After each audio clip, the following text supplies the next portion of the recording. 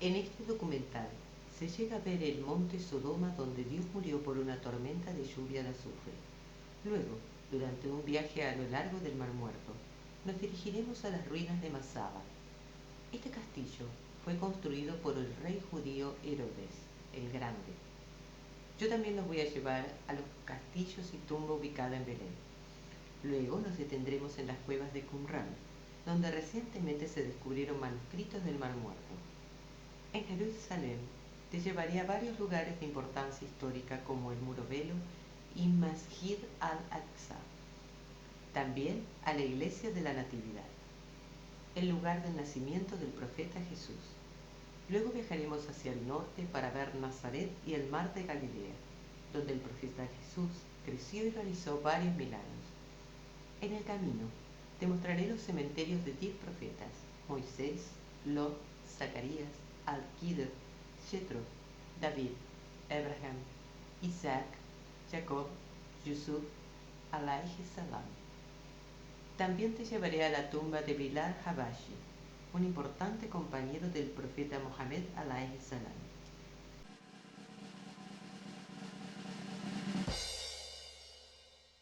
El monte Sodoma tiene aproximadamente 11 kilómetros de longitud y 5 kilómetros de ancho, y está 226 metros por encima del nivel del Mar Muerto, pero 170 metros bajo el nivel del mar.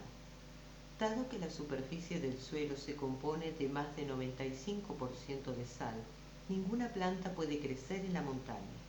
Esto crea un paisaje lunar. Comencé mi caminata y a veces sentía que estaba caminando junto a las paredes verticales de Al-Itapura. Hasta hace una década, una serie de cuevas espectaculares estaban abiertas al público, pero la sala es rápida y fácil de colapsar, de tal manera que después de una serie de eventos menores como este, las cuevas fueron cerradas a los visitantes por razones de seguridad. La Biblia indica que había más que las 2 ciudades de Sodoma y Gomorra que fueron destruidas. Los arqueólogos, con la ayuda de la cartografía por satélite, ubicaron otras 3 ciudades de la zona que fueron destruidas por la misma explosión. Fueron identificadas como Adma, Seboim y Zoar, que también se las conoce como Bela. Estas ciudades, con la excepción de Zoar, no eran pequeñas, eran grandes y con miles de personas. El profeta Lut alayhi salam vivió al mismo tiempo que el profeta Ibrahim alayhi salam y fue enviado como un mensajero de una tribu vecina. Esta tribu, según el Corán, practicaba la homosexualidad. Cuando el profeta Lut alayhi salam dijo a la gente que abandonaran ese pecado, negaron que él fuera un profeta y continuaron con su estilo de vida. Como resultado, la tribu fue destruida por un terrible desastre por Dios. El libro sagrado del Corán describe los acontecimientos en varios capítulos, como están aquí. El capítulo 7, versículos 80 a 81. Y Lot, cuando dijo a su gente: ¿Estáis cometiendo la indecencia que nadie antes en los mundos ha cometido? ¿Vais a los hombres con deseo en vez de a las mujeres? Realmente sois una gente desmesurada. Capítulo 29, versículos 34-35. Nuestros mensajeros dijeron a Lut: Vamos a hacer que baje un castigo del cielo contra los habitantes de esta ciudad por haberse pervertido. Es verdad que hicimos de ella un signo claro para la gente que entendiera. Las acciones de la gente de Lot entristecieron su corazón. Su reputación destructiva se extendió por toda la tierra mientras luchaba contra ellos. Con el paso de los años, él persistió en su misión, pero fue en vano. Si el hogar es el lugar de confort y descanso, entonces Lut no había encontrado ninguno, porque él era atormentado tanto dentro como fuera de su casa. Su vida fue una tortura continua y sufrió mucho, pero él se mantuvo paciente y firme con su pueblo. Los años pasaron y aún no creían en él. En cambio, menospreciaban su mensaje y burlonamente le desafiaron. Corán, capítulo 29, versículo 29. Tráenos el castigo de Alá, si es verdad lo que dices. Agobiado por la desesperación, Lot rogó a Alá que le concediera la victoria y destruyera a los corruptos. Por lo tanto, 3 ángeles fueron enviados a la ciudad de Sodoma. Llegaron a las murallas de la ciudad por la tarde. La primera persona que vieron fue a la hija de Lot, que estaba sentada junto al río, llenando sus cántaros de agua. Cuando ella levantó la cara y los vio, se sorprendió de que pudiera ver hombres con tan magnífica belleza sobre la tierra. Uno de los hombres le preguntó: «Oh doncella, ¿hay un lugar para descansar?». Recordando el carácter de su gente, ella respondió: «Quédense aquí y no entren hasta que le informe mi padre y regrese». Dejando su cántaro en el río, rápidamente corrió a su casa. «Oh padre», exclamó, «ustedes son buscados por los hombres jóvenes en la puerta de la ciudad, y nunca había visto antes esas caras». Lot sentía angustia mientras corría rápidamente hacia sus invitados. Les preguntó de dónde venían y a dónde iban. Ellos no respondieron a sus preguntas. En su lugar, preguntaron si él podía hospedarlos. Él comenzó a hablar con ellos y que estaba impresionado de la naturaleza de su pueblo. Lot se llenó de agitación, quería convencer a sus clientes, sin ofenderlos, de no pasar la noche allí, pero al mismo tiempo quería poner a su disposición la hospitalidad esperada que habitualmente le dedicaba a sus huéspedes. En vano trató de hacerles entender de la peligrosa situación. Por fin pidió que esperaran hasta que cayera la noche, porque entonces nadie los vería. Cuando la oscuridad cayó sobre la ciudad, Lot acompañó a los huéspedes a su casa. Nadie era consciente de la presencia de ellos. Sin embargo, tan pronto como la mujer de Lot los vio, se deslizó fuera de la casa en silencio. Nadie notó su ausencia. Rápidamente corrió a su pueblo con la noticia y la extendió a todos los habitantes como un reguero de pólvora. Las personas corrieron apresuradas y rápidamente hacia lo de Lot. Fue sorprendido por el descubrimiento de sus invitados y se preguntó quién podría haberlos informado. El asunto quedó claro. Sin embargo, cuando no pudo encontrar a su esposa en ningún lugar, aumentó más dolor a sus penas. Cuando Lot vio que la multitud se acercaba a su casa, cerró la puerta, pero ellos siguieron golpeando. Él les rogó que dejaran a sus invitados solos y que temieran el castigo de Dios. Se les instó a que buscaran satisfacción sexual con sus esposas, porque eso es lo que Dios ha hecho lícito. La gente de Lot esperó hasta que terminó su breve sermón y luego se rieron a carcajadas. Cegados por la pasión, rompieron la puerta. Lot se enojó mucho, pero él se quedó impotente ante estas personas tan violentas. No fue capaz de prevenir el abuso a sus invitados, pero se mantuvo firme y siguió suplicando a la multitud. En ese terrible momento, él deseaba tener la suficiente fuerza para alejarlos de sus huéspedes. Al verlo en un estado de impotencia y dolor, sus invitados dijeron: «No se inquiete o asuste, Lot, porque somos ángeles, y esta gente no le hará daño». Al oír esto, la multitud se asustó y huyó de la casa de Lot, lanzando amenazas contra él mientras se iban. Los ángeles advirtieron al profeta Lot a salir de su casa antes del amanecer, llevando consigo a toda su familia excepto a su esposa. Dios había decretado que la ciudad de Sodoma perezca. Una tormenta de azufre llovió sobre la ciudad. Todos y todo fue destruido, incluyendo la esposa de Lot. Dios, el Todopoderoso, contó esta historia. Al-Qur'án, capítulo 15, versículos 58-77. Dijeron: se nos ha enviado a una gente que hace el mal, con la excepción de la familia de Lot, a los que salvaremos a todos, menos a su mujer, contra la que hemos decretado que sea de los que se queden atrás. Y cuando llegaron los mensajeros a la familia de Lot, dijo: sois unos desconocidos. Dijeron: por el contrario, venimos a ti con lo que ellos ponen en duda. Te hemos traído la verdad y somos ciertamente veraces. Así pues, sal durante la noche con tu familia y guárdales la espalda, y que ninguno de vosotros se vuelva a mirar. Id a donde se os mande, y le inspiramos este mandato. Cuando amanezcan, será eliminado hasta el último de ellos. Y llegaron los habitantes de la ciudad, alborozados. Dijo: estos son mis huéspedes, no me deshonréis, temed a Alá y no me entristezcáis. Dijeron: ¿acaso no te hemos prohibido que hospedes a nadie? Dijo: aquí tenéis a mis hijas si habéis de hacerlo, por tu vida, Muhammad, que estaban perdidos en su ceguera, y el grito los agarró a la salida del sol.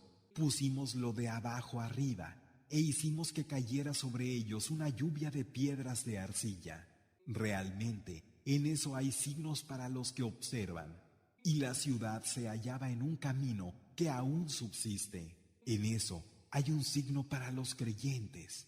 Dios, el Todopoderoso, también declaró, Al-Qur'an, capítulo 26, versículo 170-175.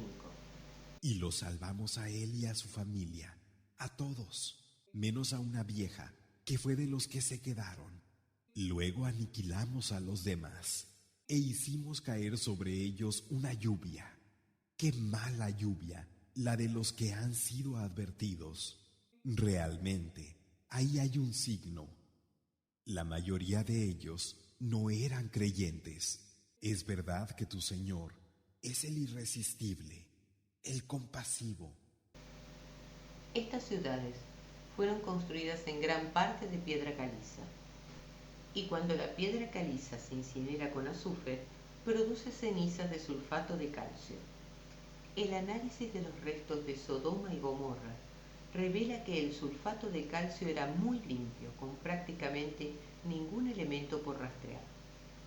El hecho de que queden pocos elementos para rastrear es indicativo del intenso y feroz calor, suficiente para derribar edificios enteros de piedra caliza y vaporizar los otros minerales. La actividad volcánica no produce este tipo de cenizas limpias. El azufre de estos sitios es la forma pálida blanca monoclínica. El azufre cambia esta forma cuando se expone a altas temperaturas durante un periodo prolongado de tiempo, como habría sido este caso. Análisis semiquant de fluorescencia de rayos X y otras pruebas revelan que las bolas de azufre tendrían un 98,4% de azufre puro, mucho más puro que el origen natural del azufre. Hasta el momento 5 ciudades se han descubierto, convertidas en cenizas, y tienen bolas de azufre esparcidas a lo largo de ellas.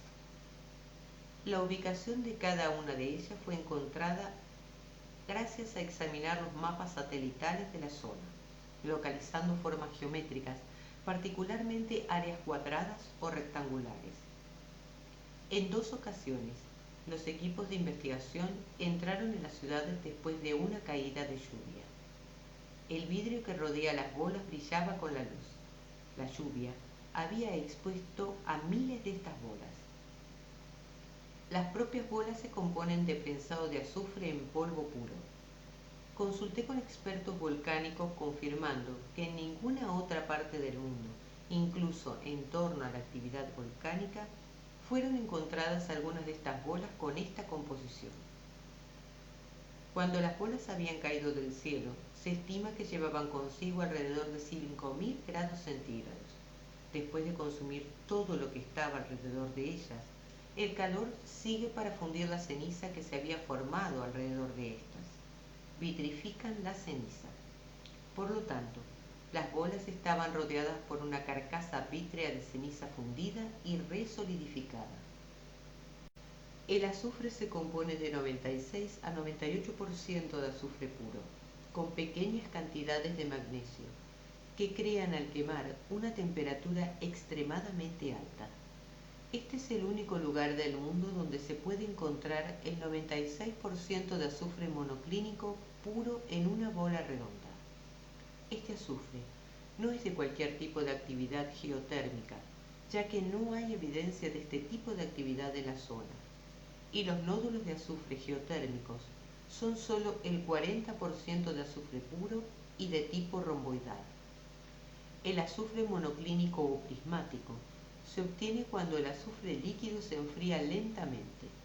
Se compone de cristales largos, similares a las agujas. Aquí solo llueve 2 a 3 veces al año. Durante este tiempo, es fácil de encontrar rocas de azufre que son en su mayoría del tamaño de una pelota de golf. Me forcé mucho incluso excavando las paredes inestables mientras que escalaba, pero no tuve éxito. No soy un excursionista experimentado. Yo estaba solo y con todo el equipo de camarógrafos. Llevamos un suministro limitado de agua que solo duró hasta la mitad de la caminata. Sin embargo, de alguna manera me las arreglé para llegar a la cima de este monte. En cuanto llegué a la cumbre, bajo el sol abrasador y 100 grados Fahrenheit de temperatura, empecé a sufrir de deshidratación severa. Ese día, yo era el único en ese monte y la posibilidad de algún tipo de ayuda era inexistente. Rápidamente, abandoné la búsqueda en este maldito lugar y corrí por mi vida hacia la base, lo más rápido que pude. Bebí mucho líquido, comí papas fritas, saladas y galletas dulces, y fue ahí cuando mis incontrolables calambres cesaron. Después de un pequeño descanso en cualquier coche que ofreciera tener un aire acondicionado, continué mi viaje y cerca de allí se dice que estaba el Pilar de Sal, en realidad la esposa de Lot. Seguí mirando con asombro. Luego llegó el momento de seguir adelante. Por cierto, este tipo de pilares de sal son comunes en esta zona y camino a Jerusalén vi a varios de ellos.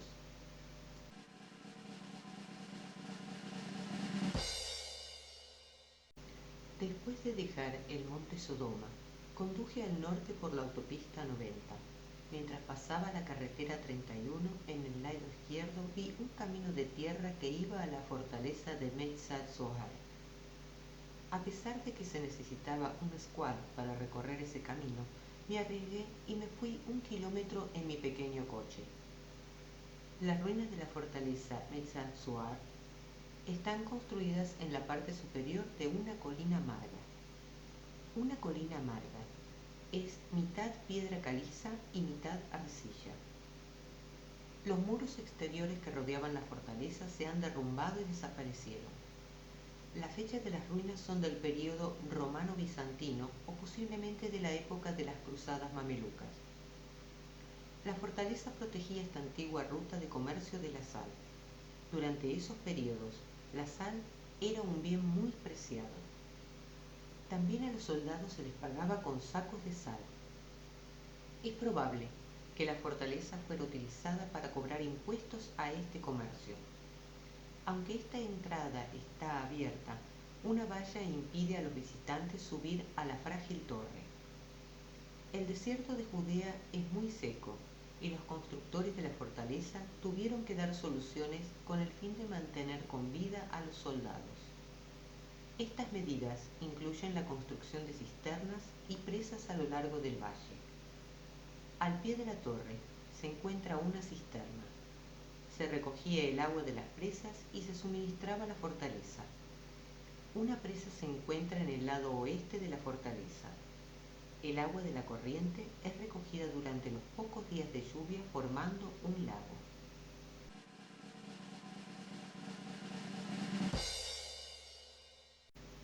El Mar Muerto tiene 67 kilómetros de largo y 18 kilómetros de ancho en su punto más ancho. El Mar Muerto es el punto más bajo en la Tierra. Este es el camino más bajo del mundo. La carretera 90 corre a lo largo de las orillas de Israel y la ribera occidental del Mar Muerto. Está a 393 metros bajo el nivel del mar. Según la Biblia, el Mar Muerto fue el lugar de refugio del rey David. Los océanos contienen 3,1 a 3,8% de sal, de los cuales 97% es cloruro de sodio. El Mar Muerto contiene un 33% de sal, de los cuales solo el 15% es cloruro de sodio. El resto de la sal contiene varios óxidos minerales que hacen rico su barro mineral. Diversas culturas y grupos de personas han visitado el Mar Muerto para terapias. Esto se remonta a la época de los antiguos egipcios, que utilizaban un baño con su barro gris-negro. Esta alta salinidad hace famoso mundialmente al Mar Muerto, también por sus propiedades bollantes. Tan pronto como ingresé el cuerpo en el agua, La alta concentración de sal golpeó la cara, los labios y los ojos. Eso hizo que mi estancia en el agua fuera muy pequeña y salí de ella tan pronto como pude. El baño de barro atrae muchas moscas chupadoras de sangre y tuve que correr para una ducha. La alta salinidad hace que sea un medio hostil en el cual los animales no pueden prosperar, de ahí su nombre. Esta salinidad impide que los organismos acuáticos macroscópicos, como peces y plantas acuáticas, no sobrevivan en ella. Esta zona solía ser uno de los primeros complejos de salud del mundo, por Herodes el Grande, y ha sido el proveedor de una amplia variedad de productos, desde bálsamos para la momificación egipcia hasta potasa para los fertilizantes. Una característica inusual del Mar Muerto es la descarga de asfalto. Desde filtraciones profundas, el Mar Muerto escupe constantemente pequeñas piedras y bloques de la sustancia negra. Se han encontrado figurillas recubiertas con asfalto y cráneos neolíticos con betún en lugares arqueológicos. En la momificación egipcia se usa el importante asfalto procesado de la región del Mar Muerto.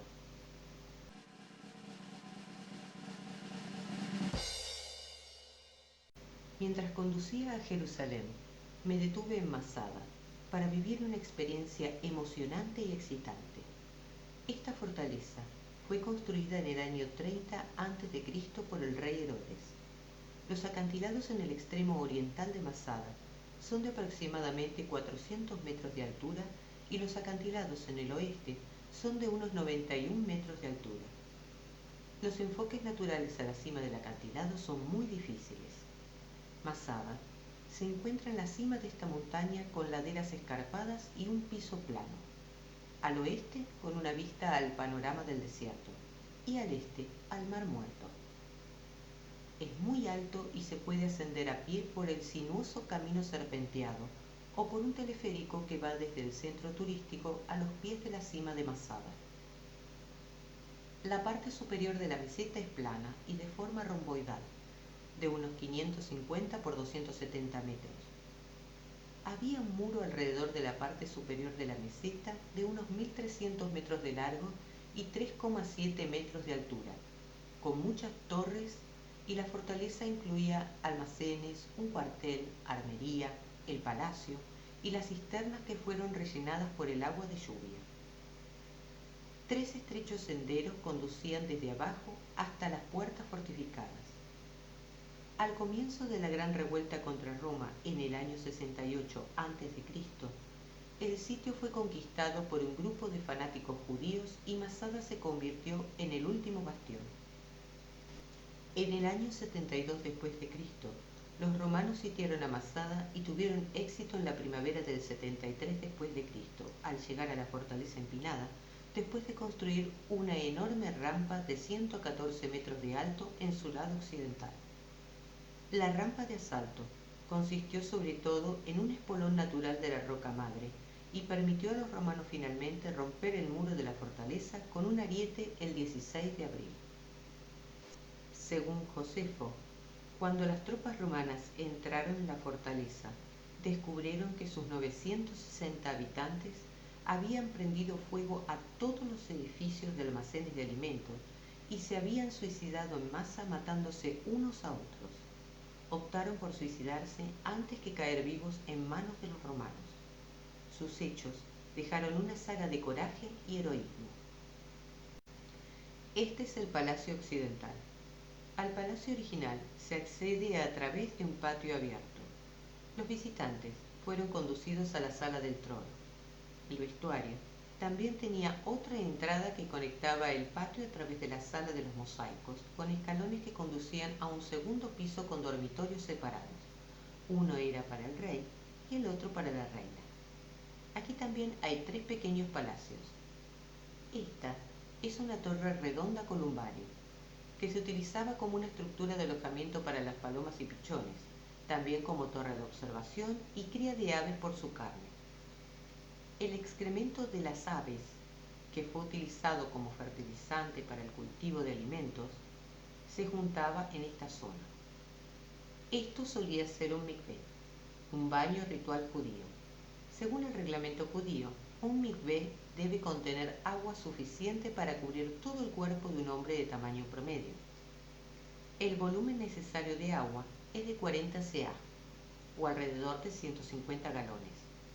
El mikvé debe estar conectado a un manantial natural o a un pozo de agua de origen natural, como el agua de la lluvia. Este mikvé estaba lejos de cualquier fuente natural. Se supone que funcionó como una cisterna para la lluvia, y los residentes de Masada se sumergían en ella. Aunque el agua de la lluvia estancada difícilmente podía haber sido higiénica, este mikvé habría cumplido los requisitos legales para purificar. En el judaísmo, la pureza ritual y la higiene puede ser de dos categorías muy diferentes. Masada solía tener 4 puertas. Una de ellas es esta, la puerta sur. Los monjes y eremitas han habitado la montaña desde los primeros siglos del cristianismo. Vivían en cuevas naturales que se convirtieron en celdas, capillas y salas de almacenamiento. Un sofisticado sistema de conductos traía agua desde un área grande a 5 cuevas utilizadas como depósitos. Este ermitaño monasterio bizantino del siglo IV se construyó sobre las ruinas, pero los monjes abandonaron el lugar después de la invasión persa en el 614 después de Cristo. La casa de baño mayor tiene una construcción muy elaborada. Probablemente servía a los invitados y altos funcionarios de Masada. Consistía en un gran patio rodeado de pórticos y varias habitaciones, todas ellas con mosaicos o baldosas y algunas con frescos en las paredes. La habitación más grande era la sala caliente o caldarium. Su piso, suspendido, fue apoyado por fila de pilares bajos, lo que hace posible soplar aire caliente bajo el suelo desde el horno al exterior a través de las tuberías de arcilla a lo largo de las paredes, y de esta manera la habitación se calentaba a la temperatura deseada. Una semilla de 2000 años fue descubierta durante las excavaciones arqueológicas en la década de 1960. La hicieron germinar con éxito. Imagine la tranquilidad de la habitación y el canto de los pájaros como lo hacen hoy mismo.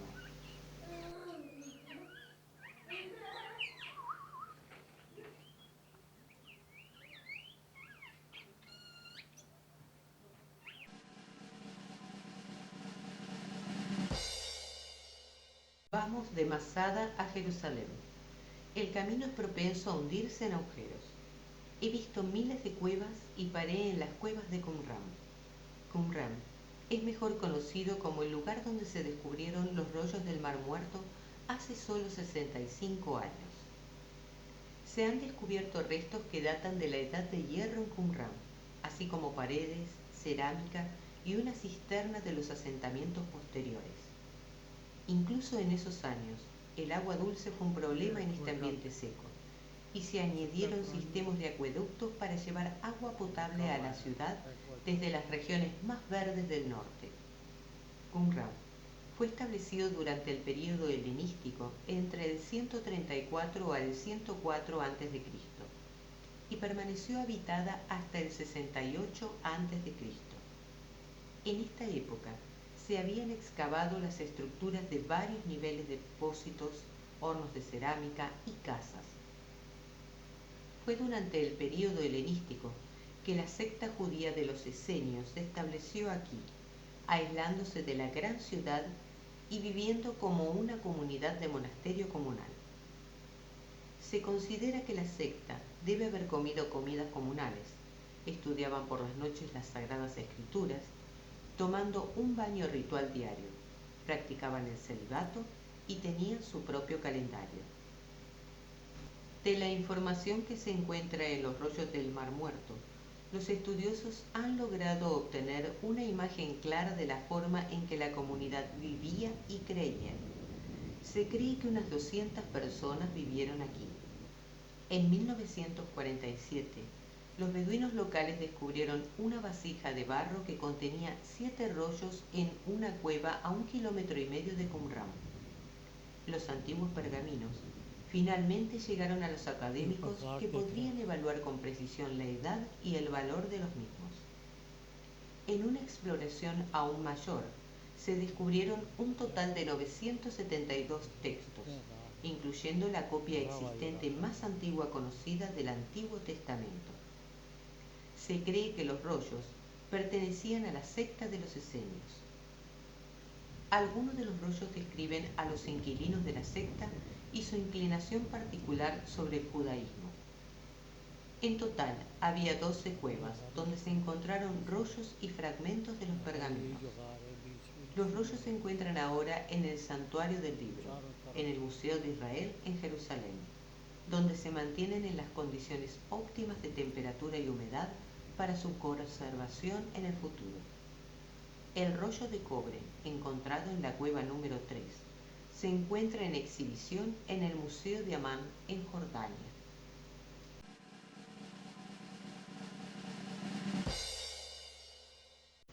Al ir a Jerusalén por la autopista 1, tomé una salida y pagué mi visita para visitar la tumba del profeta Moisés, situada cerca de la Colina Roja.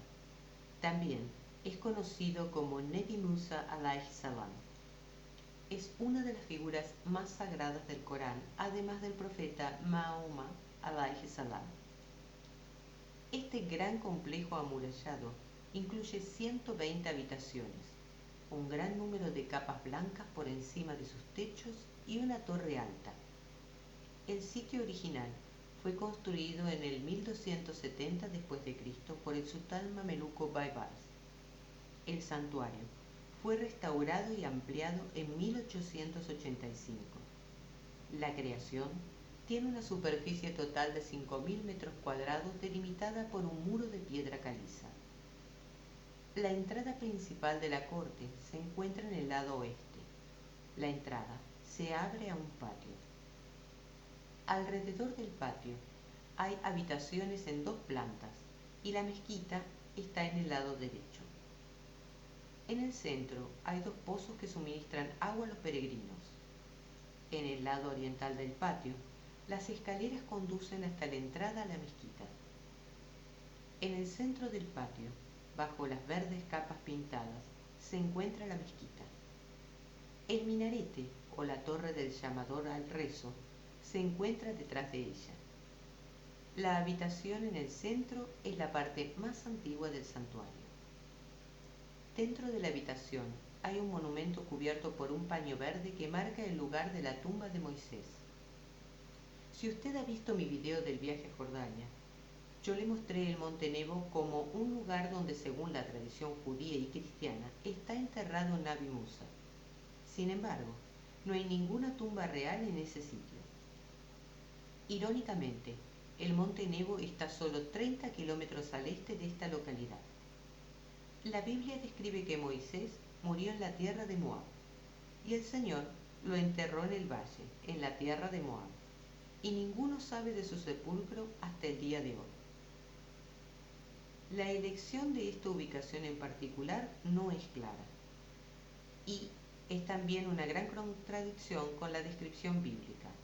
Sin embargo, de acuerdo al compañero del profeta Muhammad, Abu Hurayrah Razi Allah, hay una escritura que cuelga en la pared que dice: esta es la ubicación real de la tumba de Nabi Musa.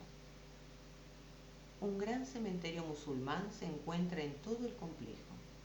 En el lado sureste hay un sepulcro enmascarado llamado Sidna Aisha, Nuestra Señora Aisha.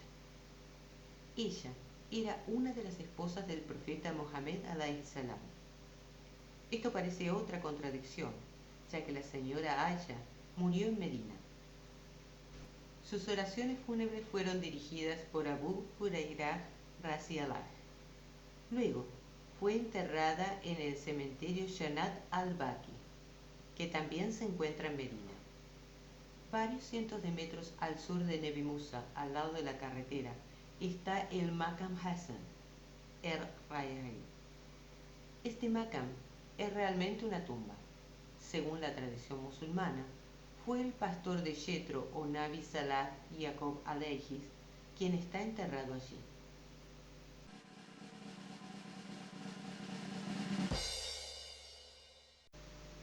Los muros actuales de Jerusalén fueron construidos bajo las órdenes de Suleimán el Magnífico, entre los años 1537 y 1541. Algunas partes fueron construidas sobre las antiguas murallas hace 2000 años. Estas se levantaron para evitar invasiones de las tribus locales y desalentar otra cruzada por los cristianos de Europa. Incluso resistieron el fuego de la artillería durante la guerra en 1948.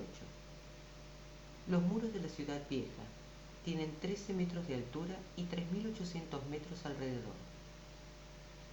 El sultán turco otomano había querido los muros para encerrar la sureña ciudad de David, pero los arquitectos no habían incluido el monte de Sión, o la ciudad de David. Como resultado, Suleimán decapitó a los arquitectos. Hoy en día hay 8 puertas de las murallas de la ciudad. Hay 4 barrios dentro de la amurallada ciudad vieja de Jerusalén. El barrio de los cristianos, que se extiende desde la puerta de Damasco hacia el norte hasta la puerta nueva, y luego se extiende a lo largo del muro este hasta la puerta de Jaffa. El barrio de los judíos está al oeste del muro de los lamentos. El barrio de los musulmanes es el más grande y más poblado de los 4 lugares de la ciudad vieja. El cuarto barrio es conocido como el barrio armenio. La nación de Armenia fue el primer país en declararse una nación cristiana. Lo hicieron en el año 301 antes de la época de Constantino, pero los armenios habían vivido en Jerusalén desde el 95 a.C. El barrio armenio se estableció en el monte Sión. Justo antes de la época de las cruzadas, este barrio comenzó a desarrollarse desde el 1099 después de Cristo hasta el 1187 después de Cristo. Alcanzó su tamaño actual durante el período otomano, desde el 1517 después de Cristo hasta el 1917 después de Cristo. Hoy en día, el lugar de residentes armenios abarca aproximadamente una sexta parte de la ciudad vieja. El barrio cristiano está rodeado por el barrio musulmán y el barrio armenio. El barrio cristiano es el barrio más visitado de la ciudad vieja, donde se encuentra la iglesia del Santo Sepulcro. Incluye el lugar donde Jesús murió, se realizó su sepultura y más tarde su resurrección. La iglesia es también conocida como la Iglesia de la Resurrección para los cristianos ortodoxos orientales. Se encuentra en un sitio que se cree que abarca tanto el Gólgota o Calvario, donde Jesús fue crucificado, y la tumba o sepulcro, donde él fue enterrado. La primera comunidad cristiana de Jerusalén parece haber mantenido celebraciones hasta que la ciudad fue tomada por los romanos en el año 66 después de Cristo. Cuando el emperador Constantino el Grande se convirtió al cristianismo en el año 312 después de Cristo, encargó numerosas iglesias que fueron construidas como esta. Este edificio fue severamente dañado por un incendio en el año 614 después de Cristo, cuando los persas invadieron Jerusalén. En el año 638 después de Cristo, los cristianos se vieron obligados a renunciar a Jerusalén bajo el control del califa musulmán Omar. La iglesia del Santo Sepulcro continuó funcionando como iglesia cristiana bajo los primeros gobernantes musulmanes. Pero el 18 de octubre de 1009, el califa Hakim brutal y sistemáticamente destruyó la gran iglesia. En 1048 después de Cristo, el emperador Constantino Monomachos dio dinero para la reconstrucción, con sujeción a las condiciones estrictas impuestas por el califato. Los cruzados comenzaron la renovación de la iglesia en el 1112 después de Cristo. En los últimos tiempos, un incendio en 1808 y un terremoto en 1927 después de Cristo causó enormes daños. Hoy, los visitantes pueden ver la historia caótica de la iglesia, en una extraña mezcolanza de estilos bizantino, medieval, cruzado y moderno. y cada comunidad cristiana gobernante ha decorado sus templos de manera distintiva. Por extraño que parezca, hay una mezquita Omer situada en el centro del barrio. En el barrio judío de la ciudad vieja de Jerusalén se pueden encontrar muchos lugares sagrados e históricos. Según el Salmo 122, pedid por la paz de Jerusalén, sean prosperados los que te aman. Este edificio alberga la tumba del rey David. Algunos han venido a orar y rendir homenaje al famoso rey y ancestro del Mesías de Israel, mientras que otros se vierten sobre los textos sagrados durante todo el día en la antesala al lado de la tumba.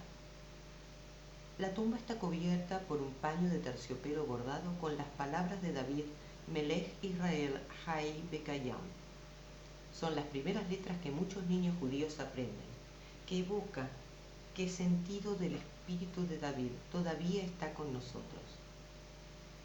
Esta iglesia sinagoga, utilizada por el primer siglo judeo-cristiano, llegó a ser conocida como la Iglesia de los Apóstoles.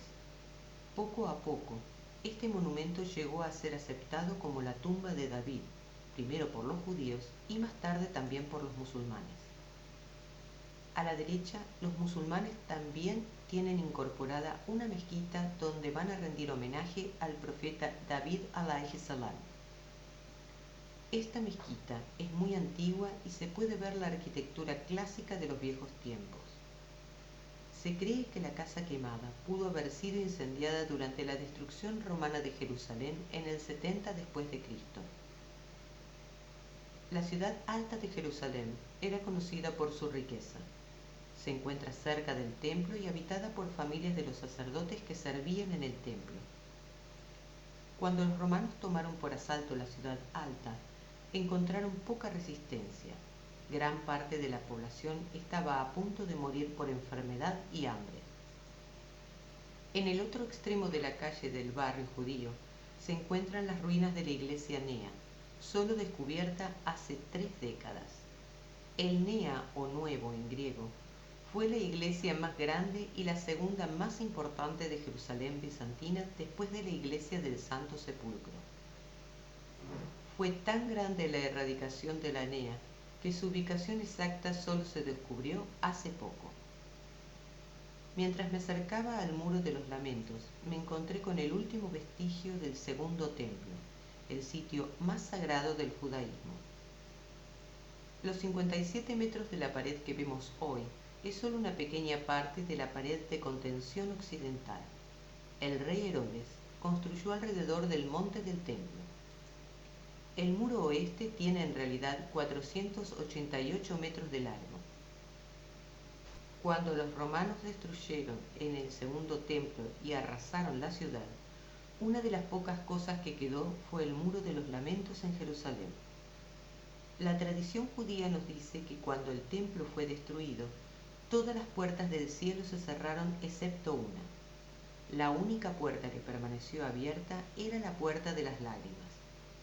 Así que desde hace miles de años, la gente ha llegado a derramar sus corazones y sus lágrimas en esta pared. Es por eso que a menudo se lo llama el Muro de los Lamentos. El barrio musulmán tiene la entrada principal a través de la puerta de Damasco.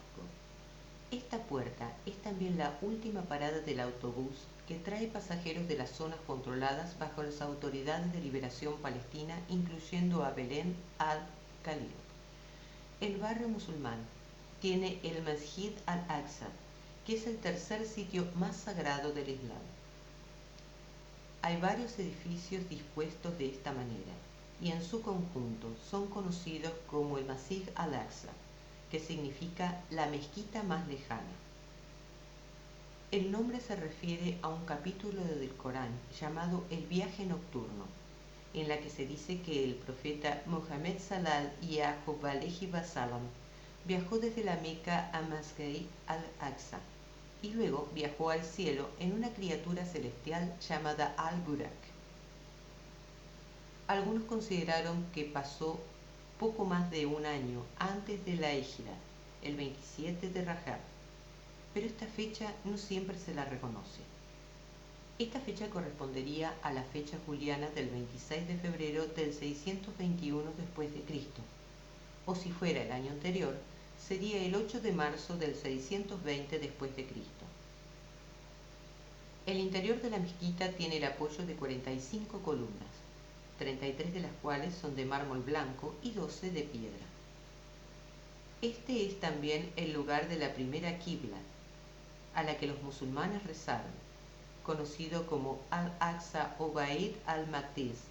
Este qibla fue utilizado por más de 13 años, del 610 después de Cristo hasta el 623 después de Cristo. 17 meses después de que el profeta Muhammad sallallahu alaihi wasallam llegara a Medina, está fechado el 11 de febrero del 624. La Qibla se orientó hacia la Kaaba en la Meca. El cambio ocurrió repentinamente durante la oración del mediodía en Medina, en una mezquita conocida ahora como Masjid al-Qiblatayn, mezquita de los dos Qibla. El profeta Muhammad sallallahu alaihi wasallam lideraba la oración cuando recibió revelaciones de Dios, instruyéndolo a tomar la Kaaba como Qibla. El profeta Muhammad sallallahu alaihi wasallam, que había enfrentado a Jerusalén, al recibir esta revelación, de inmediato se dio la vuelta para enfrentar a la Meca, y los que rezaban detrás de él también lo hicieron. La cúpula de oro en el centro se llama la cúpula de piedra, construida por el califa Omar ibn al-Shattah, que Alá esté con él, cuando entró en la ciudad. La cúpula de piedra tiene una presencia notable en la ciudad santa de Jerusalén.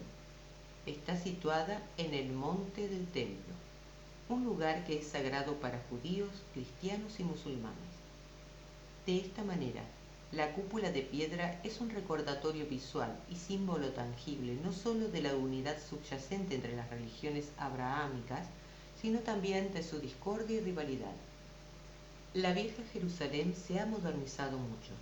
Aquí uno puede pasear y ver las colinas, gente caminando, edificios históricos y el hermoso paisaje de la ciudad. Esta es sin duda una de las ciudades más hermosas y antiguas del mundo. En la película de Hollywood En busca del arca perdida, Indiana Jones y sus enemigos tratan de capturar el arca perdida de la Alianza. En un momento de la película, Némesis de Jones acaricia el arca y se convierte en Indiana diciendo: tú y yo estamos pasando a través de la historia. Esta es la historia. Esa es la sensación que tengo en la ciudad vieja de Jerusalén. Simplemente caminar por las calles y callejones estrechos. No importa los lugares sagrados de tres religiones, uno está inmerso en esta historia. Este es el Maqam de Salman Farsi alayhi salam, en el Monte de los Olivos, en Jerusalén, en la calle Salman Farsi. Se dice que una vez él vivió aquí. Hoy en día, uno puede ver una mezquita aquí que se llama Masjid Salman Farsi. Él era uno de los compañeros más famosos y fieles del profeta Muhammad sallallahu alaihi wasallam. También fue el primer persa convertido al Islam. Fue Salman a quien se le ocurrió la idea de cavar un gran foso alrededor de la ciudad de Medina, para defender la ciudad y a su gente del ejército de 10.000 enemigos de Arabia. La batalla se conoce como Jang-en-Kandak o la batalla del Tronch. El profeta Muhammad sallallahu alaihi wasallam consideraba a Salman como al-Bayt, una parte de su casa. En la parte izquierda de la mezquita se puede ver un cementerio musulmán.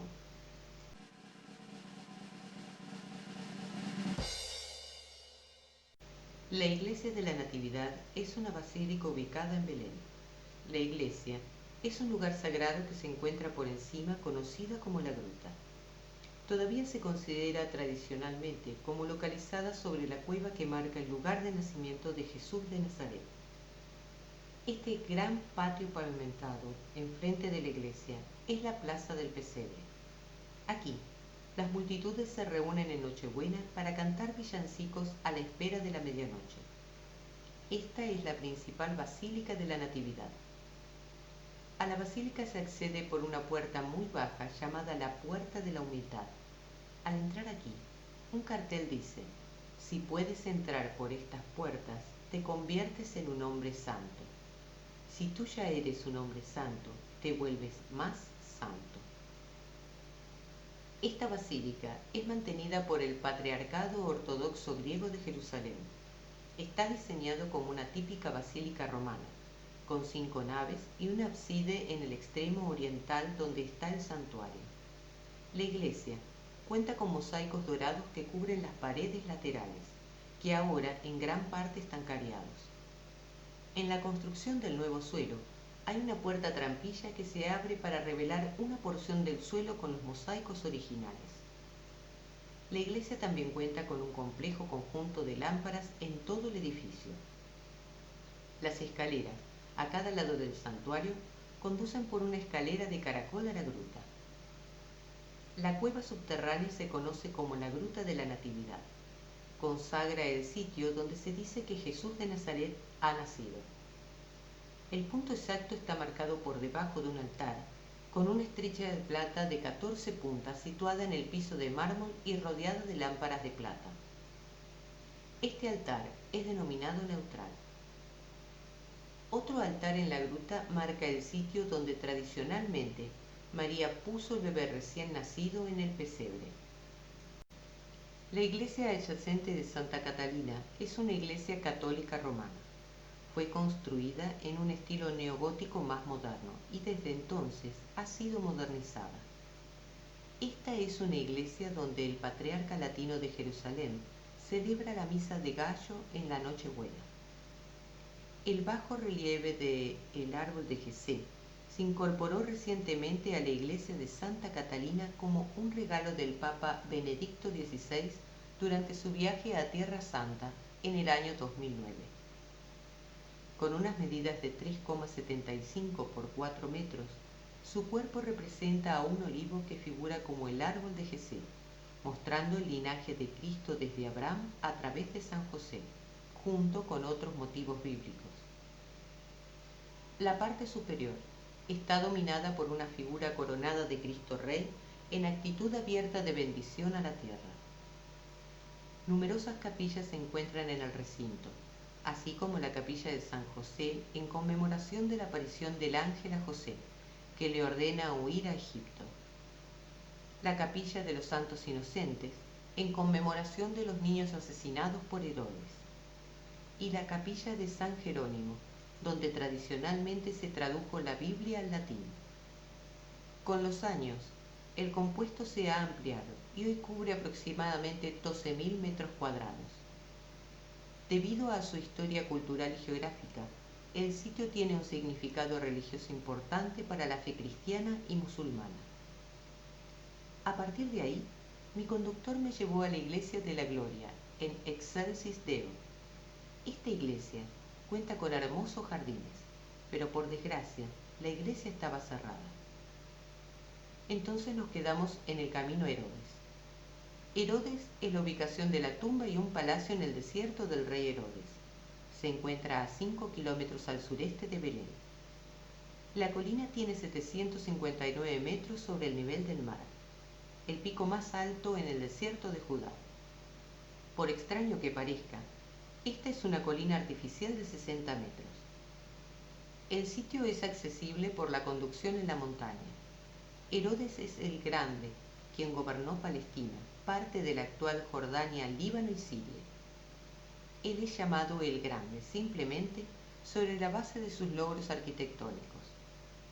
La fortaleza fue construida inicialmente entre el 23 al 15 a.C., como una estructura de 35 metros con unos 7 pisos con paredes que se alzaban por encima de la colina natural. Más tarde, los muros externos frente a las laderas estaban ocultos detrás de un relleno de tierra que cubría las paredes de todos los lados. La tierra fue excavada desde una colina cercana en el norte. Las 2 plantas inferiores están bajo tierra y apoyadas sobre arcos, mientras que los pisos superiores estaban cubiertos por techos de madera. Dentro de la fortaleza era el castillo privado de Herodes, con patios, habitaciones y casas de baño. La fortaleza fue conectada con la ciudad baja por una escalera recta, que ascendía por el lado noreste.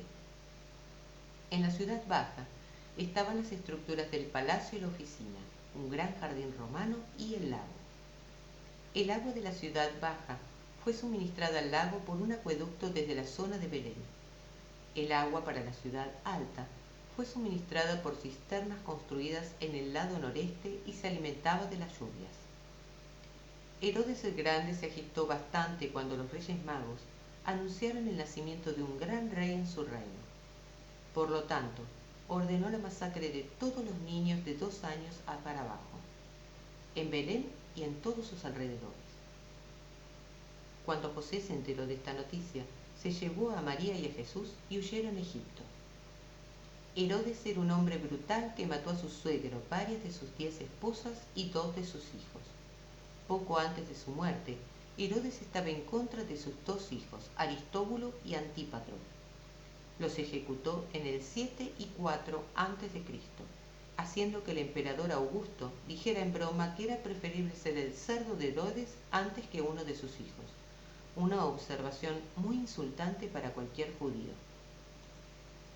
Herodes reinó durante 37 años, durante los cuales construyó varios proyectos colosales como la fortaleza de Masada y el Herodión.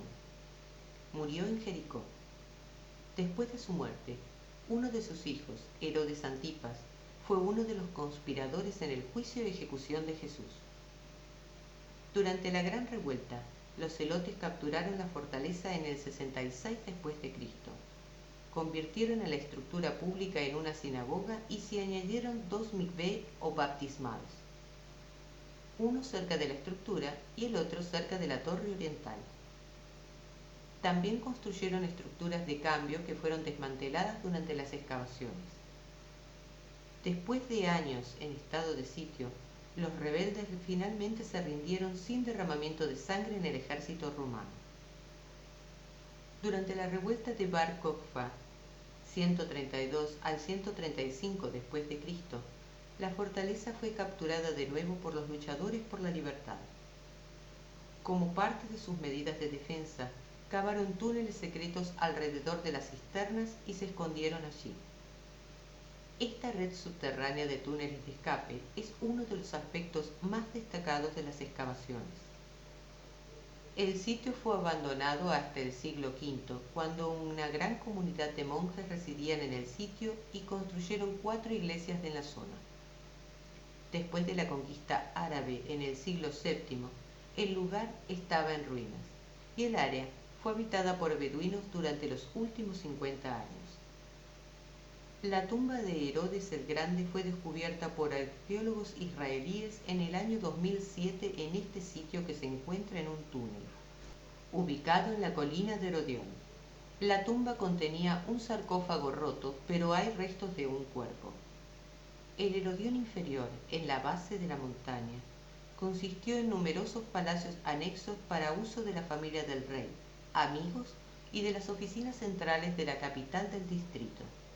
Contiene un gran jardín de estilo romano, rodeado de columnas con una gran piscina en el centro del jardín. La piscina estaba rodeada de amplios jardines muy bien cuidados.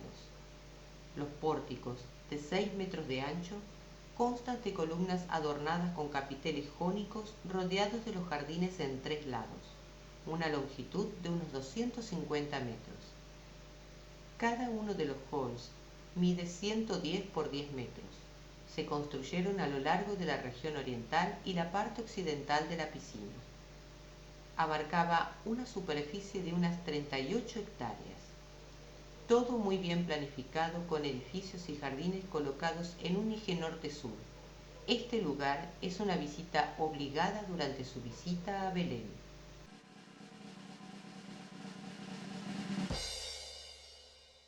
Hebrón es llamada Al-Khalil por los palestinos. Los coches de alquiler no se pueden tomar en las zonas bajo control de las autoridades de Palestina. Por lo tanto, tomé un autobús de Jerusalén a Hebrón, que me dejó en el bazar principal. Yo tenía que caminar más de 1 milla y tuve que pasar por un puesto de control israelí al llegar a la mezquita de Abraham. Esto también se llama Masjid al-Khaled. También es conocido como la Cueva de los Patriarcas.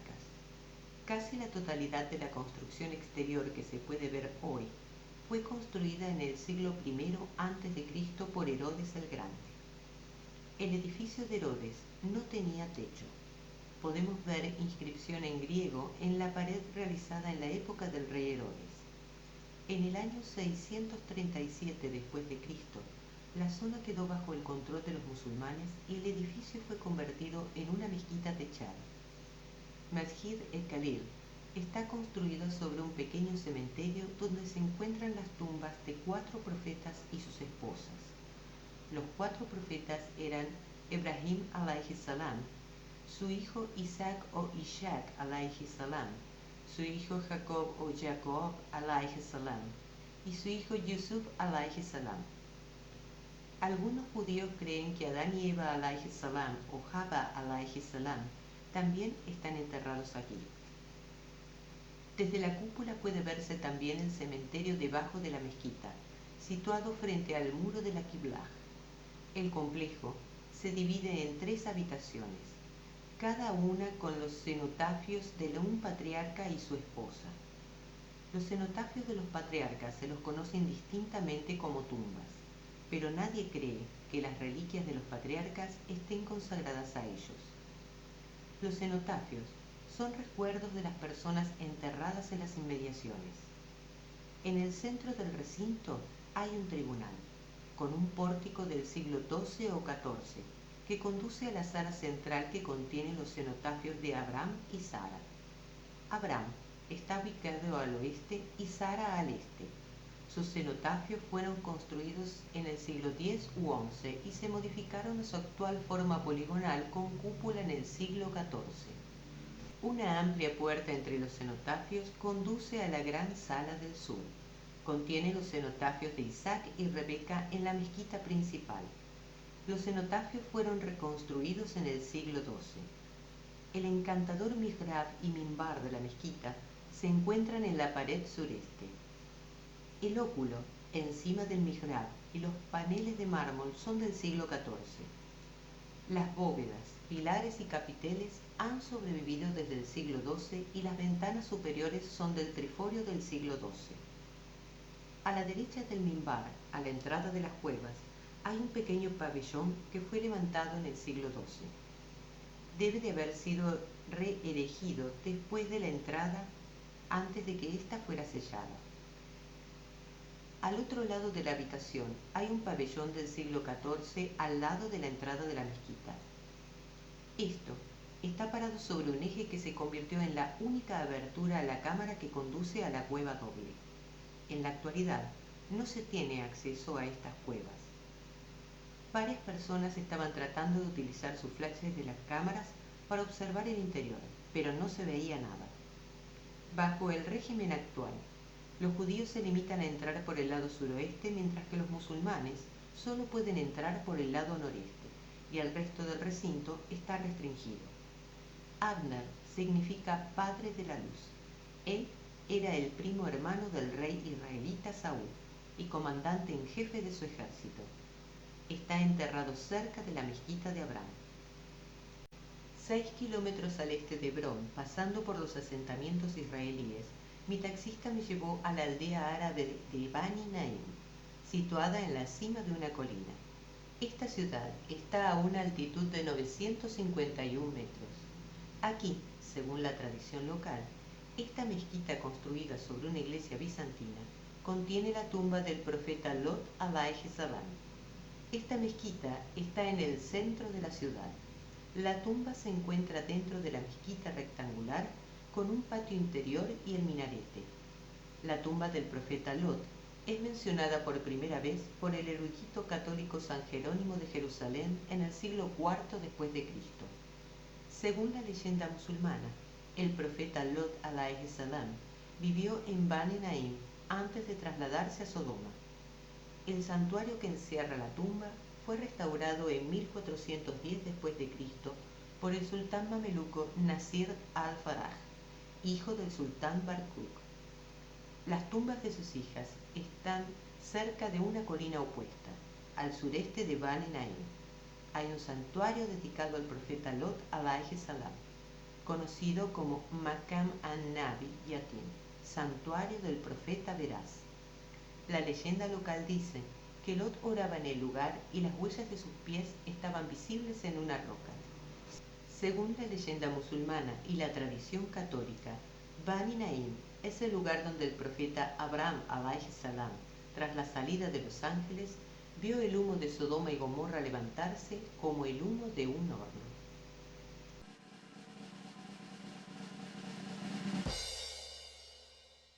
Desde Jerusalén, en el camino hacia el norte, pasé por Tel Aviv. Esta ciudad es como cualquier otra ciudad metropolitana con rascacielos. Después de pasar por las calles de la ciudad, decidí quedarme durante la noche en el suburbio. Esta ciudad es conocida como Netanya. Es una ciudad con playa situada a unos 15 kilómetros al norte del centro de Tel Aviv. Viendo la puesta de sol, el amanecer, el cielo nocturno lleno de estrellas y escuchar el rugido de las olas del océano Mediterráneo rompiendo en la costa, fue muy relajante y muy necesario para aumentar los niveles de energía. Por la mañana, yo estaba listo para explorar el norte de Israel. En el camino a Nazaret desde Tel Aviv, vi esta hermosa ciudad de Haifa, situada en la costa mediterránea. Esta es la tercera ciudad más grande de Israel con una población de unos 300.000 habitantes y está situada a unos 100 kilómetros al norte de Tel Aviv. Conduje hasta las colinas cercanas para tener una bonita vista de la ciudad. Haifa se considera que es el equivalente israelí de San Francisco, debido a sus inclinadas calles empinadas y la proximidad de la bahía. Situada en la ladera norte del Monte Carmelo y alrededor de la bahía de Haifa, la ciudad se divide en 3 niveles. El más bajo es el centro de comercio e industria, incluyendo el puerto de Haifa. El nivel medio se encuentra en las laderas del Monte Carmelo y se compone de los barrios residenciales más antiguos, mientras que el nivel superior se compone de los barrios modernos por encima de los niveles inferiores. Nazaret está a unos 25 kilómetros del mar de Galilea. Las principales ciudades de Jerusalén y Tel Aviv se encuentran a unos 146 y 108 kilómetros respectivamente, lejos de Nazaret. Esta es la Iglesia Ortodoxa Griega de la Anunciación, también conocida como la Iglesia de San Gabriel. En el Nuevo Testamento, Nazaret se describe como la casa de la infancia de Jesús y como tal es un centro de peregrinación cristiana con muchos santuarios que conmemoran acontecimientos bíblicos. Según el Evangelio de Lucas, Nazaret es el pueblo natal de María alayhi salam y también el sitio de la Anunciación, cuando el arcángel Gabriel alayhi salam le dijo a María que iba a tener a Jesús como su hijo. Según la Biblia, Nazaret era también donde Jesús creció en algún momento de su infancia. En esta iglesia hay una antigua instalación de cerámica armenia con paredes decoradas que conducen a un pequeño receso. Construido en el siglo XVIII, los murales decorativos modernos cubren las paredes y los techos de la estructura. El iconostasio oculta el altar de la vista en consonancia con la tradición ortodoxa oriental. La tumba del fundador de la iglesia se puede ver a lo largo de la pared norte. La pared al este es una puerta cuya entrada está bloqueada.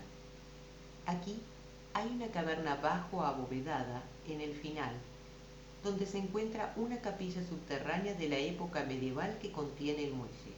Se accede descendiendo 7 escalones. La iglesia original fue construida en el lugar del manantial que era el único abastecimiento de agua para el pueblo de Nazaret. Este es el lugar donde la Virgen María estaba sacando agua en el momento de la Anunciación.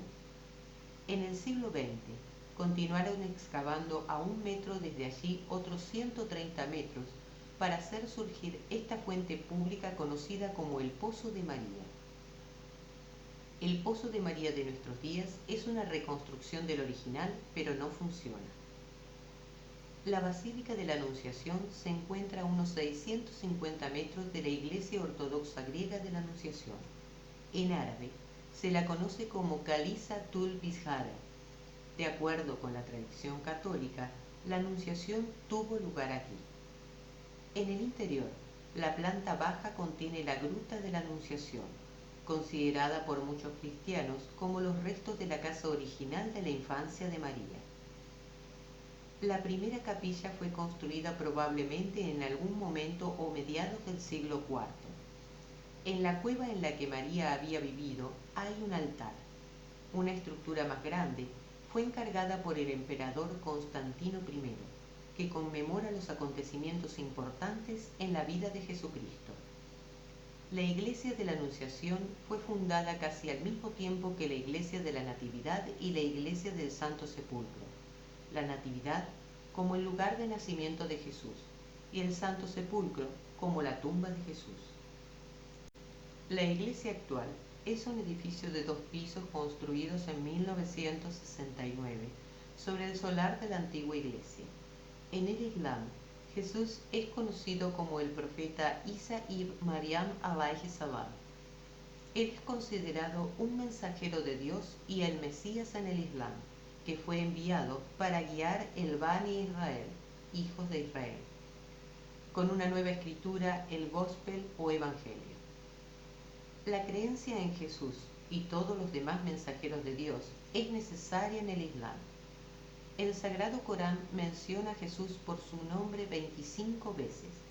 Afirma que Jesús nació de María o Maryam alayhi salam, como resultado de un hecho milagroso que ocurrió por el decreto de Alá, Dios. Para ayudar en el ministerio al pueblo judío, Jesús fue concedido con la capacidad para realizar milagros, como la curación del ciego, regresar muertos a la vida, etc. Todos en el permiso de Dios y no de su propio poder. Según el Corán, Jesús, aunque parezca que ha sido crucificado, no fue asesinado por crucifixión o por cualquier otro medio, sino que Dios lo resucitó a sí mismo. El Islam rechaza el punto de vista cristiano trinitario, que Jesús era Dios encarnado o el Hijo de Dios, o que alguna vez pagó por los pecados de la humanidad. El Corán enfatiza que Jesús era un ser humano mortal que, como todos los otros profetas, había sido escogido por Dios para difundir el mensaje de Dios.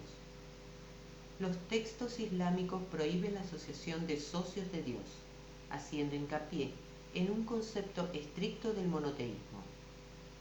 Numerosos títulos son dados a Jesús en el Sagrado Corán. El más común es el del Mesías. Los musulmanes creen que Jesús volverá a la tierra cerca del día del juicio final para restablecer la justicia y la paz. Cerca de allí, en el corazón de Nazaret, hay una pequeña iglesia llamada Iglesia Sinagoga. El suelo se hunde cerca de 1,5 metros de profundidad, ya que esta iglesia está construida sobre las ruinas de la antigua sinagoga de Nazaret. Aquí, Jesús estudió y oró.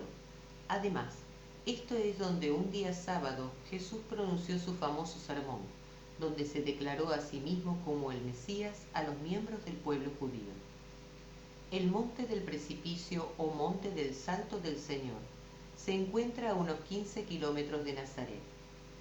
En árabe se lo conoce como Jabal el-Qaqsa. Esta alta montaña de 395 metros es considerada por muchos como el lugar del rechazo de Jesús descrito en Lucas. La gente de Nazaret no acepta a Jesús como el Mesías y trató de apartarlo de la montaña, pero él pasó en medio de ellos y se fue. Durante el siglo XX se utilizó la montaña como una cantera, ahora está abandonada. El 14 de mayo del 2009, el Papa Benedicto XVI dio una misa en la montaña durante su visita a Israel, participando 40.000 personas en la misa. Hoy en día, nadie viene aquí, aunque este cerro ofrece una bonita vista de Nazaret y sus alrededores. Yo tenía que ir al norte de Nazaret, pero tomé un desvío al este hacia Tiberias y me dirigí hacia el mar de Galilea. Esto es en realidad un lago de agua dulce. También es el lago más grande de Israel con una longitud de 21 kilómetros. El lago está cerca de los altos del Golán. Es alimentado en parte por manantiales subterráneos, aunque su principal fuente es el río Jordán, que atraviesa de norte a sur. El mar de Galilea atrae a muchos peregrinos cristianos, ya que según el Nuevo Testamento, muchos de los milagros de Jesús tuvo lugar en sus orillas, incluyendo su caminar sobre el agua, calmar la tormenta y alimentar a 5.000 personas en Tabqa. En abril del 2011, Israel dio a conocer un sendero de 64 kilómetros en Galilea para los peregrinos cristianos, llamado el Camino de Jesús. Incluye una red de caminos, carriles y senderos para bicicletas que unen los sitios centrales de la vida de Jesús y sus discípulos. Termina en Cafarnaúm, a orillas del mar de Galilea, donde Jesús expuso sus enseñanzas. Aquí, en el pueblo de Abu Sinan, se encuentra la tumba del profeta Zacarías alayhi salam. La ciudad está a unos 40 kilómetros al oeste de Tiberias y solo 13 kilómetros de Najariyya, la frontera con el Líbano. Zacarías alayhi salam se considera un profeta en el judaísmo, el cristianismo y el islam. El Sagrado Corán menciona solo 25 profetas por su nombre, como Zacarías alayhi salam, el padre de Juan el Bautista, o profeta Yahya alayhi salam. Hoy en día, Abu Sinan es el hogar de cerca de 10.000 personas, de las cuales el 35% son drusos. Los drusos venían regularmente aquí para rendir homenaje al profeta Zacarías alayhi salam. Los drusos no son ni musulmanes ni cristianos. Es una religión monoteísta y 4 profetas llevan el mensaje mesiánico druso. Los 3 primeros son Moisés, Yetro y Muhammad sallallahu alayhi wa sallam. De acuerdo con la fe, el 4.º profeta, Hamza ben Ali, era el más fuerte de todos. Él fue el líder espiritual de Egipto durante 22 años. Su época fue la última oportunidad para unirse a la religión drusa. Después de ese tiempo, se instauró que uno debía nacer en la religión para ser parte de ella. La religión drusa tiene sus raíces en el ismailismo, un movimiento religioso filosófico que fundó el califato fatimí en Egipto en el siglo X. Durante el reinado de al-Hakim, durante el 996 al 1021 después de Cristo, el credo de los drusos entró en vigor, mezclando el monoteísmo islámico con influencias hindúes. Además, los drusos celebran a otras personas influyentes independientemente de su religión, en gran estima, como los defensores de la justicia y la creencia en un solo Dios. Estos incluyen al egipcio Akenatón, los filósofos griegos Sócrates, Platón y Aristóteles, y también a Alejandro Magno. A nivel mundial, hay probablemente cerca de 1 millón de drusos viviendo principalmente en Siria y el Líbano, con 104.000 en Israel. A 1 kilómetro de distancia, en la localidad de Kafr Yazid, se encuentra la tumba de Nabi al-Qadr alayhi salam. Al-Qadr en árabe significa verde. Es el nombre musulmán dado al profeta Elías, mientras que otros creen que él es en realidad San Jorge. Habiendo dicho esto, los musulmanes también creen que San Jorge sigue vivo hoy en día y su trabajo es guiar a las personas que están perdidas. Considerando que el profeta Elías o profeta Elías alayhi salam ha muerto. Este santuario también es visitado por los drusos regularmente. Para continuar con la religión drusa, aunque reconocen las 3 religiones monoteístas, ellos creen que los rituales y ceremonias de los judíos, cristianos y musulmanes han hecho que se desvíen de la fe pura. Los drusos eliminaron todos los elementos del ritual y la ceremonia. No hay rezos diarios fijados, no hacen ayuno, no tienen días festivos definidos y no tienen obligación de peregrinar. Los drusos realizan sus cálculos espirituales con Dios en todo momento. Consideran a Adán no como el primer ser humano, sino como la primera persona que creyó en un Dios. Los drusos tienen prohibido comer cerdo, no fuman ni toman alcohol, ya que en su creencia, quien está vivo hoy en día es la reencarnación de otro ser vivo que vivió en esa época. No hay ninguna razón para que se unan en la actualidad. Por lo tanto, los drusos se abstienen de proselitismo y ningún miembro de otra religión puede convertirse en druso. Finalmente llegué a Najería, la ciudad costera más septentrional de Israel y mi destino final. A unos 9 kilómetros al norte está la frontera con el Líbano. Najería fue fundada por inmigrantes judíos alemanes en la década de 1930. La construcción de viviendas se inició en 1933 y las dos primeras familias se establecieron permanentemente en Najarilla el 10 de febrero de 1935. Ahora se considera la fecha de la fundación oficial de Najarilla. Najarilla estaba destinada a ser un pueblo agrícola, pero los residentes de pronto se dieron cuenta de que la agricultura era poco práctica y optaron por centrarse en el turismo, aprovechando el entorno natural y las playas. Najarilla se convirtió en una ciudad en desarrollo en la década de 1950 después de que la Mabará cercana se integró. La ciudad, por tanto, se convirtió en el hogar de muchos refugiados judíos de África del Norte, Oriente Medio y Europa. Durante la década de 1990, la ciudad absorbió un número importante de inmigrantes de la ex Unión Soviética y Etiopía. A finales de 1990 y principios del 2000, Najarilla experimentó un auge de la construcción. Hoy en día, este lugar es considerado un importante destino de playa.